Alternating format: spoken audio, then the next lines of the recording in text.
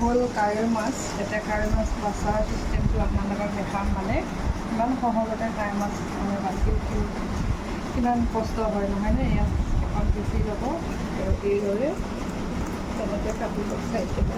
এইটো বহুত সহজ হয়। এনেই বৰশীত হওক চুৰি কটাৰী যিমান নাথাকক বহুত কাৱৈ মাছ কাটিবৰ কাৰণে আমাৰ মাইকী মানুহবোৰৰ কাৰণে বহুত কষ্টদায়ক হয়। সেইকাৰণে মই এইটো বিক্ৰী কৰি উলিয়াই লৈছোঁ আৰু আপোনালোকৰ সুবিধা হ'ব বুলি পেলাই ভাবি মই ভিডিঅ'টো কৰি দিছোঁ।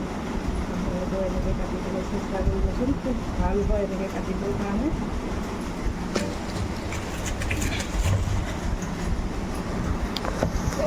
থাকিলে নহয় এনেকৈ থাকিব, এনেকৈ কেঁচি দ্বাৰা কাটিবলৈ বহুত সহজ হয়।